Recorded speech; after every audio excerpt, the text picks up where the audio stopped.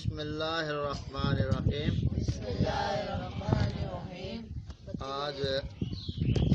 آج ہم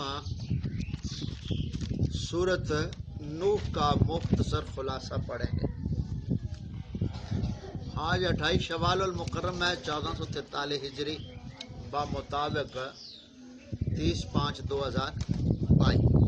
ٹھیک ہے، سوموار کا دن ہے اور یہ صبح کا ہمارا جو ناظرے کا ٹائم ہوتا ہے، اس وقت ہم دیگر دینی باتیں پڑھتے رہتے ہیں اور ساتھ ساتھ قرآن پاک کا مختصر تھوڑا تھوڑا خلاصہ بھی سمجھتے ہیں۔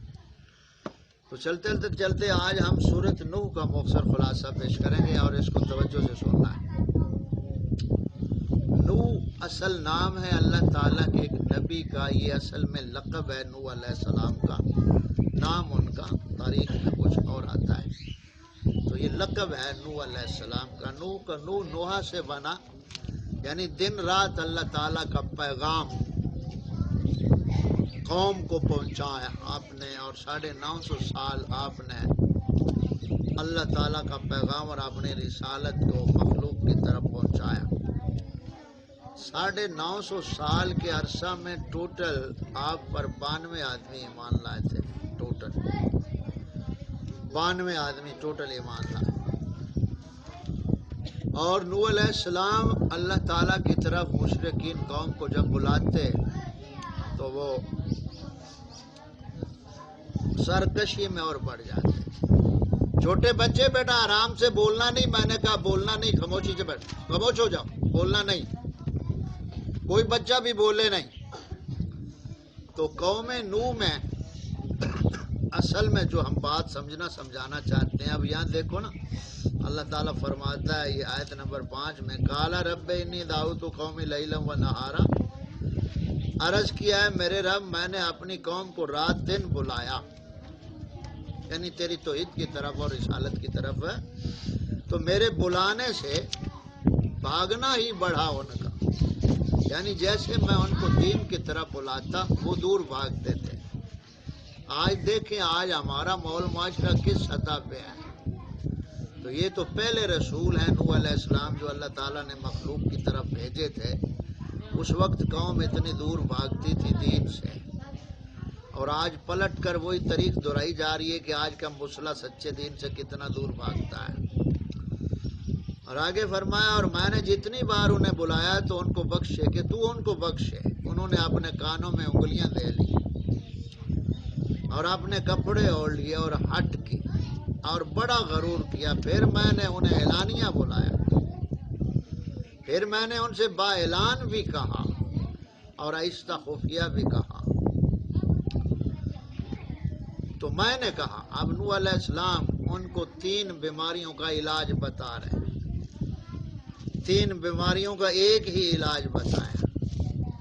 وہ لوگ اولاد مانگتے تھے، یعنی اللہ ہمیں اولاد دے، بارش مانگتے تھے قحط کی وجہ سے، اور رزق مانگتے تھے۔ تو اللہ تعالیٰ کے محبوب نبی حضرت نوح علیہ السلام نے ان کو بھی ایک دعا میں، یہ ایک ہی دعا ہے، فَقُلْتُ اسْتَغْفِرُوا رَبَّكُمْ إِنَّهُ غَفَّارٌ۔ تو نوح علیہ السلام نے ان سے کہا کہ اپنے رب سے معافی مانگو، وہ بڑا معاف فرمانے والا ہے۔ اور آگے فرمایا یُرْسِلِ السَّمَاءَ عَلَيْكُمْ مِدْرَارًا، تم پر شراٹے کا مینہ بھیجے گا، یعنی معافی مانگو، اپنے گناہوں کا اعتراف کرو، معافی مانگو، اللہ تعالیٰ تمہیں 3 انعام دے گا۔ کیا؟ ایک تو تمہیں بارش دے گا اور مال اور بیٹوں سے تمہاری مدد کرے گا اور تمہارے لیے جنت میں باغ بنا دے گا۔ اب ایک ہی دعا میں تینوں باتیں۔ تو جیسے جیسے ان کو نوح علیہ السلام نے بلایا ان کی ضد اور بڑھتی چلی گئی، یہاں تک کہ جب نوح علیہ السلام نے ان کو کہا قال نوح رب انہم عصونی واتبعوا من لم یزدہ مالہ وولدہ الا خسارا، آئے میرے رب انہوں نے میری نافرمانی کی اور ایسے کے پیچھے ہوئے جسے اس کے مال اور اولاد نے نقصان میں بڑھایا، اور بہت بڑا دو مکر انہوں نے کیا۔ اب یہاں یہاں بات بس یہی سمجھے کہ ہم اتنی بات. نوح علیہ السلام نے جب دن رات ان کو بلایا، قوم پتھر مارتی اور پتھروں میں آپ دب جاتے تھے. نوح علیہ السلام اللہ تعالیٰ کا نام بلند کرتے ہوئے. صبح پھر نوح علیہ السلام نے اٹھنا اور ان کو قوم کی طرف دعوت دی. یہاں تک کہ نوح علیہ السلام اٹھتے رب تعالیٰ کے نام پہ پتھر کھا کر پھر رب تعالیٰ کے نام کی صدا دیتے. تو پھر اللہ تعالیٰ نے ان کو انعام یہ عطا فرمایا، سلام نوح فی العالمین، کہ سلام ہو نوح علیہ السلام پر تمام جانوں کا. اب آگے جب آپ نے بلایا تو جو قوم کے بڑے سردار تھے نا، یعنی دنیا داری میں جو بڑے تھے، دنیا چاہتے تھے، دنیا کے وہ حریث تھے، بڑے بڑے سردار جو تھے، انہوں نے کہا کہ آپ نے ان بتوں کو نہ چھوڑ. اب وہ بت کیا تھے؟ وَقَالُوا لَا تَذَرُنَّ آلِهَتَكُمْ وَلَا تَذَرُنَّ وَدًّا وَلَا سُوَاعًا وَلَا يَغُوثَ وَيَعُوقَ وَنَسْرًا. بولے ہرگز نہ چھوڑنا اپنے خداؤں کو، اور ہرگز نہ چھوڑنا ود اور سوا اور یغوث اور یعوق اور نصر کو، ان کو کبھی نہ چھوڑنا. یعنی نوح علیہ السلام کے مقابلے میں انہوں نے ان بتوں کو اتنا مان لیا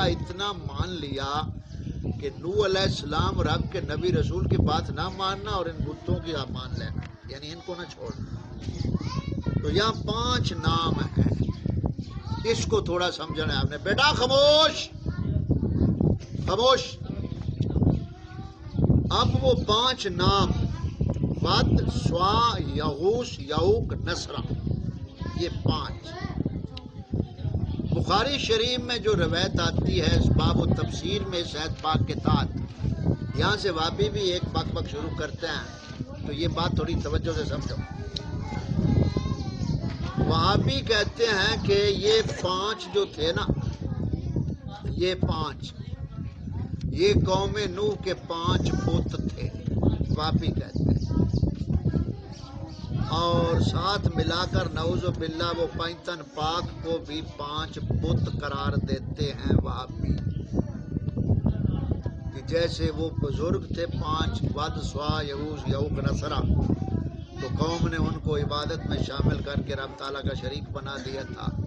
تو آج کے جو یہ سنی ہیں یا جو یہ شیعہ ہیں، ان کے بھی یہ 5 بت ہیں، نعوذ باللہ پینتن پاک. ہم سنیوں کو وہ رکھتے اور نشانہ بناتے ہیں.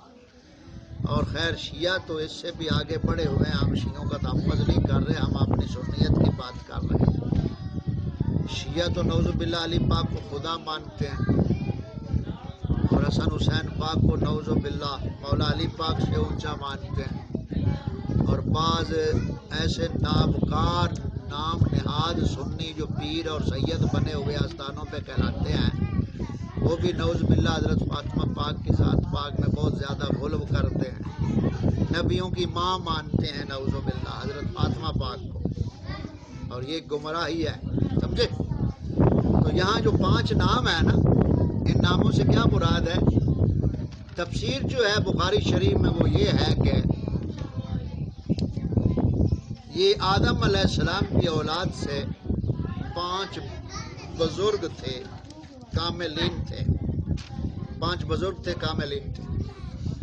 یہ ان کے نام ہے ود، سوا، یغوث، یعوق، نصرہ. اور جب وہ دنیا سے پردہ کر گئے تو لوگ ان کی عقیدت میں تھے محبت سے، جیسے پیر مرید کی محبت ہوتی ہے، استاد شاگرد کی محبت ہوتی ہے. تو ان کو پھر جب وہ اللہ تعالیٰ کی عبادت کرتے تھے نا، تو ان کو عبادت میں کوئی ذوق نہ آنا، شوق نہ پیدا ہونا، بس رنجیدہ سا رہنا.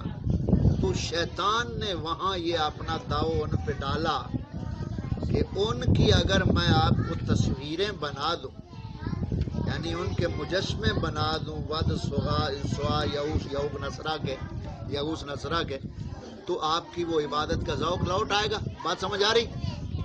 توجہ ہے نا. تو اب شیطان نے کیا کیا؟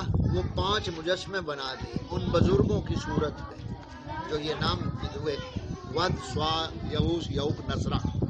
یہ 5 بزرگ تھے بخاری شریف کی روایت کے مطابق. تو شیطان نے سب سے پہلے بت پرستی جو تھی نا، بتوں کی پوجا، وہ ابتدا اس طرح اس نے کی کہ وہ آپ کے بزرگ ہیں، ان کے بھی آپ دیکھو نا، ایک شیخ کامل ہو، اس کے پیچھے مرید نماز پڑھے تو کوئی ذوق اور ہوتا ہے، ایک عام آدمی کے پیچھے نماز پڑھنے سے۔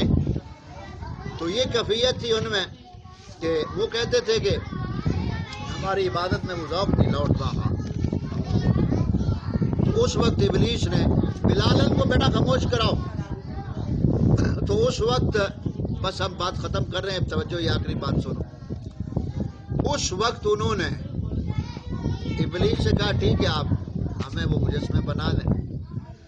اب ابلیس نے 5 بت بنائے مجسمے، ان 5 بزرگوں کی صورتوں کے، شکلیں بنا دی ان کی، اور جہاں وہ عبادت کرتے تھے نا، وہاں ابلیس لا کر رکھنا چاہتا تھا عبادت خانے میں۔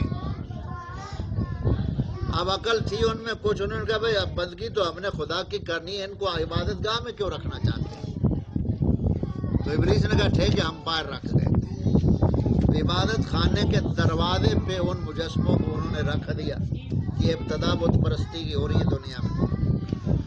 اب وہ جو تھے نا اس کے پیروکار ماننے والے ان 5 بزرگوں کے، وہ جب عبادت کرنے آتے، عبادت تو رب تعالیٰ کی ہی وہ کرتے، لیکن ان بتوں کو آتے اور پہلے ہاتھ لگا کر ادب اور تعظیم سے پھر اندر عبادت خانے میں جاتے تھے۔ ایک دور یہ گزرا، پھر ان کی آگے اولادیں آ گئی، انہوں نے پہلے ہاتھ لگاتے تھے بتوں کو، آنے والی نسلوں نے تھوڑا سا چومنا بھی شروع کر دیا بتوں کو، لیکن عبادت پھر بھی خدا تعالیٰ کی کرتے رہے۔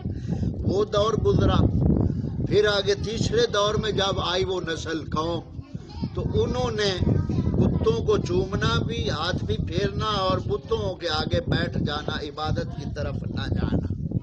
یہ تیسرا دور ان کا گزرا۔ چوتھا دور ان کا یہ گزرا کہ اب بتوں کی ہی عبادت شروع ہو گئی، خدا تعالیٰ کی عبادت کا تصور ہی ختم ہو گیا۔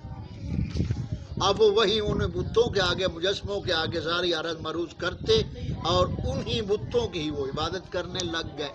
تب نوح علیہ السلام نے ان کو جب اللہ تعالیٰ کی طرف بلایا تو ان سرداروں نے کہا جو ان 5 مجسموں کے اوپر ٹک گئے تھے، ان بزرگوں کے نام پہ بنے ہوئے، تو سرداروں نے اپنے ساری قوم کو کہا کہ آپ نے واد، سوا، یغوث، یعوق، نصر کو کبھی نہیں چھوڑنا اور نوح علیہ السلام کی بات نہ سننا۔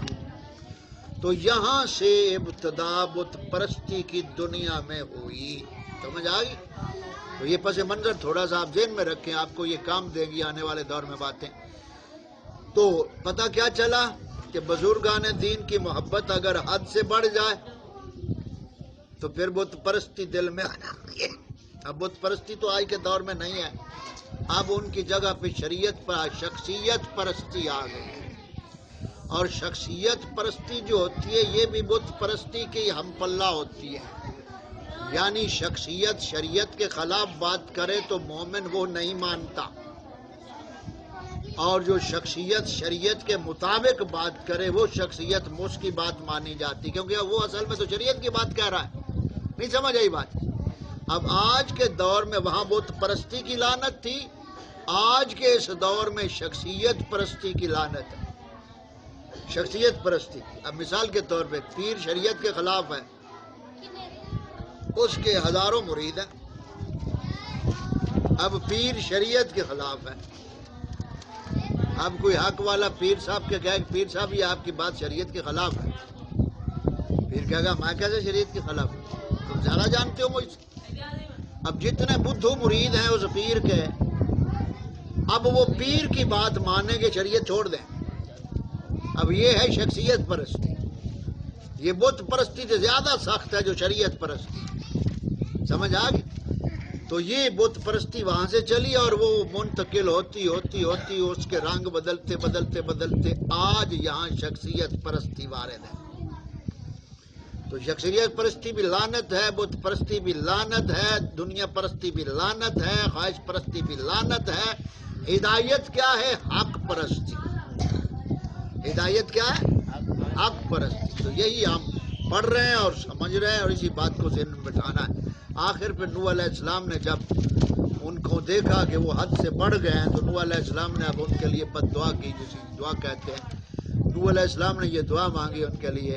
وَقَالَ نُوحٌ رَبِّ لَا تَذَرْ عَلَى الْأَرْضِ مِنَ الْكَافِرِينَ دَيَّارًا.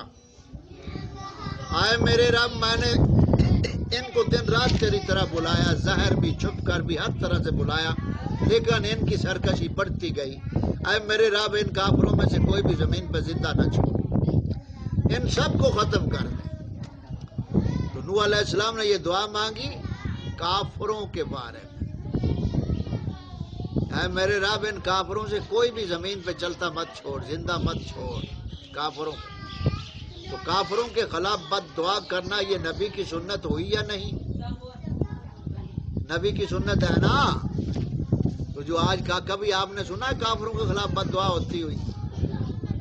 بلکہ یہ کنجر جو ہے کافروں کے بارے میں کہیں گے یار وہ تو ہمارے بھائی، انہوں نے ہمارا کیا بگاڑا ہے، انہوں نے ہمارا کیا بگاڑا ہے، ہمیں دیکھو انہوں نے ایجاد کر کے فلاں فلاں چیز دی ہے، اتنا ہماری مدد کر رہے ہیں، آپ کافروں کے پیچھے پڑے ہوئے. یہ بے وقوف لوگ، نیچری قسم کے جو بدبخت لوگ ہیں، سکولوں کالجوں میں آپ کو ایسی تعلیمات دیں گے یار کافر وہ بھی تو آخر انسان ہے.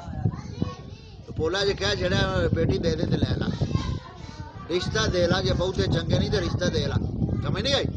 ایسے پیر خنزیر جو ہیں آج کل کے کافروں کی وکالت کرنے والے.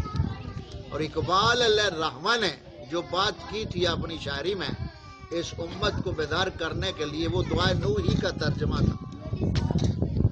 نوح علیہ السلام نے دعا مانگی ہے میرے رب ان کافروں کو زندہ نہ چھوڑ.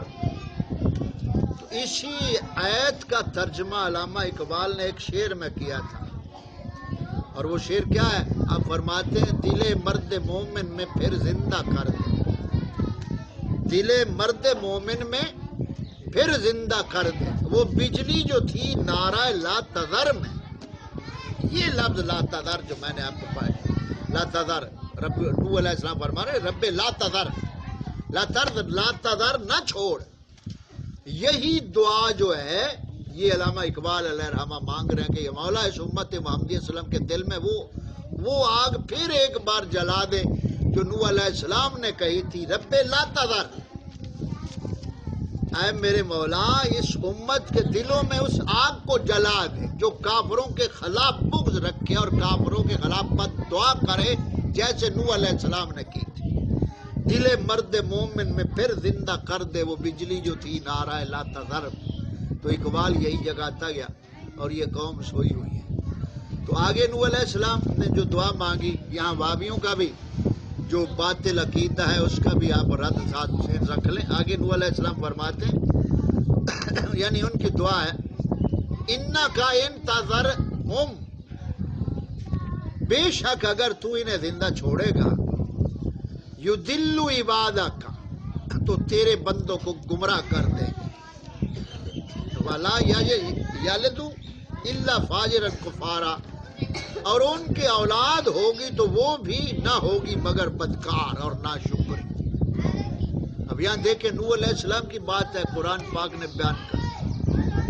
یہ جو واپی کہتے ہیں کہ آنے والی بات کو کوئی نہیں جانتا، توجہ، کل کی بات کوئی نہیں جانتا، یہ جو واپی بک بک کرتے ہیں کوئی نہیں جانتا کل کیا ہوگا. وہ سورۃ لقمان کی آخری آیت روم خمسہ کے حوالے سے بات کرتے ہیں، کہتے ہیں کوئی نہیں جانتا کل کیا ہوگا، کوئی نہیں جانتا ماں کے پیٹ میں نر ہے یا مادہ ہے، کوئی نہیں جانتا کون کہاں مرے گا، کوئی نہیں جانتا قیامت کب آئے گی. یہ 5 علوم، کوئی نہیں جانتا بارش ہوگی نہیں ہوگی. یہ 5 علوم جو ہے سورۃ لقمان کی آخری آیت میں، ان کو علوم خمسہ کہتے ہیں. تو یہاں نوح علیہ السلام فرما رہے ہیں اللہ تعالیٰ کی بارگاہ میں عرض کر رہے ہیں یہ مولا ان کو زندہ نہ چھوڑ، اگر یہ زندہ رہیں گے تو آنے والی نسل ان کی وہ بھی بدکار ہوگی. یہ آنے والی خبر تو اللہ کے نبی دے رہے ہیں، اور قرآن فرماتا ہے آنے والی کل کی پتہ کسی کو نہیں. تو کیا مطلب؟ جن کو رب عطا کرتا ہے وہ بتا دیتے ہیں. اللہ تعالیٰ کی نبیوں پہ عطا ہوتی ہے، اور جو نہ مانے ان کی خطا ہوتی ہے، اور ہٹ دھرمی کریں تو پھر جہنم پتہ ہوتی ہے. سمجھ آ گئی؟ تو یہاں یہ آج ہمارا اس خلاصہ، یہ خلاصہ سورۃ نوح کا مکمل ہوا. اور آخر پہ اللہ تعالیٰ نے نوح علیہ السلام اور اس کے والدین کے بارے میں آپ نے دعا مانگی، اور جو اس کے یعنی اس کشتی میں سوار ہو گئے گھر والے و مومنین مومنات، وہ سب نجات پا گئے، اور جو کشتی میں سوار نہ ہوئے وہ سکا بیٹا بھی تھا تو آنکھوں کے سامنے غرق ہو گیا۔ تو معلوم ہوا اللہ تعالیٰ کی بارگاہ میں نبی کی غلامی دیکھی جاتی ہے، رشتہ داریاں بعد میں دیکھی جاتی ہیں۔ جو رشتہ داری پہلے دیکھے غلامی نہ اپنائے تو رشتہ داری فائدہ نہیں دیتی، کہا جتنا بڑا سید ہو۔ جیسے آج کل کے سادات خبیث قسم کے جو سید آج کل بنے ہوئے نا، پھٹے ہوئے آج کل کے سید، نام نہاد جو دین سے دشمنی ہے اور نام لیتے ہیں کہ ہم سید ہیں، ایسے لعنتی سید جو آج کل کے قسم کے ہیں نا، شریعت کے باغی۔ تو نوح علیہ السلام سے بڑا نسب کسی کا نہیں ہے۔ نوح علیہ السلام کا بیٹے نے جب شریعت سے ٹکر لیا اور رسالت سے، تو اللہ تعالیٰ نے اسے ان کے سامنے غرق کر دیا۔ اور یہ آج کل کے جو کنجر قسم کے سید بنے ہوئے نا، خود کو اپنے آپ کو کہتے ہیں کہ ہم سید ہیں۔ سید ایسے ہوتے ہیں، سید دین اور شریعت کا محافظ ہوتا ہے، دین اور اسلام کا باغی اور غدار نہیں ہوتا ہے۔ سمجھ آ گئی بات کی؟ تو یہ معاملہ آج کا ہمارا سورۃ نوح کا مختصر تعارف تھا، جو آپ تو اب تک ہم نے پہنچایا، سنایا۔ اب ہم بچوں کے سبق کی طرف توجہ کریں گے۔ اور بچے توجہ، بیٹا سیدھے بیٹھو۔